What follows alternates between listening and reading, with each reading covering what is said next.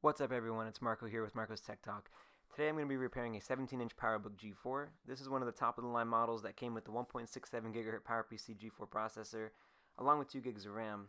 I bought this as a parts and repair model, so I wasn't sure what to expect when it came in, but I was surprised at the shape it was in, and I was even more surprised when I turned it on and it actually did something when it started up. However, the excitement quickly dwindled as I saw that it would infinitely sit at the Apple logo, or as shown here, does not even make it that far. So guys, without further ado, here's the video.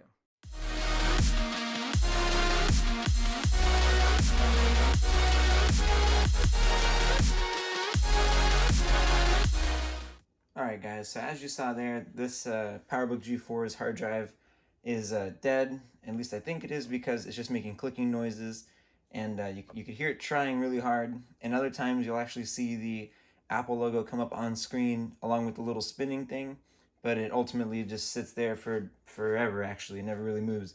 So I went ahead and took the 100 gigabyte IDE drive, and I even took the cable out just in case. Of the other 17-inch Powerbook G4 I have, the one that kind of sort of works. I made a video of it on this channel a while ago now, but took this out of it, and we're going to see if this works. This hard drive I'm hoping works, just because it did work in the, or actually I've never actually seen it work. I should clarify that. It never did work, but no other hard drives worked in the other Powerbook G4, so that leads me to believe this one has a chance of still being good, and I sure hope so, because this is a pain to take these apart. So we're going to go ahead and take this apart real quick, and we'll see what's going on inside.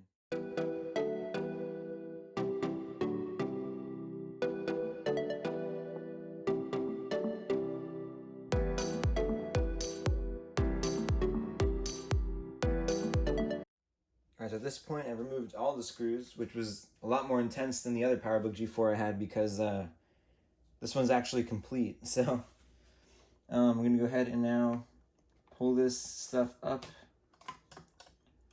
and then this should, in theory, let me just lift this up and off and find that hard drive under here. This part's a little challenging though. Here we go. Alright. So this is kind of interesting now. Most Powerbook G4s that I've seen videos of don't have this. It looks like it's specifically for the 1.67 gigahertz or greater Powerbook G4. And to my knowledge, there's no such thing as an or greater. So it's kind of cool that this has like this cable which does something special. So, I don't know, but this looks like it's the original Apple hard drive, which is pretty cool that it's in here still.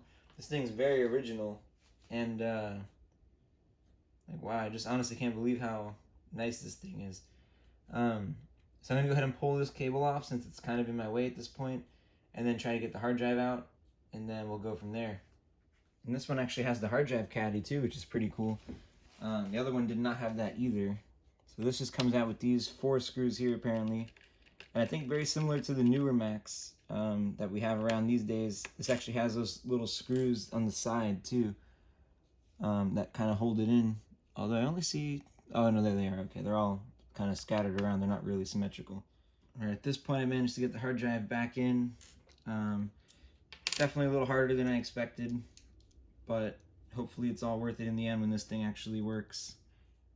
Well, alright everybody, after much fiddling around with the hard drive and getting this thing back together, which took much longer than I expected, I did finally get macOS 10 Leopard on here, 10.5, and I upgraded it up to the max of 10.5.8, and it runs pretty well. As expected, it's extremely slow while web browsing and stuff like that.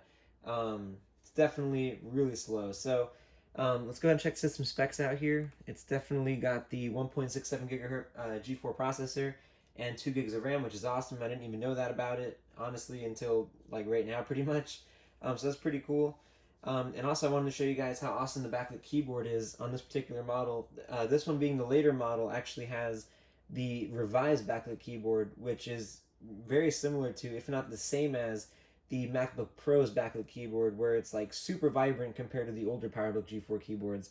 So let me go ahead and show you guys that real quick. Alright guys, so here it is with the backlit keyboard turned on.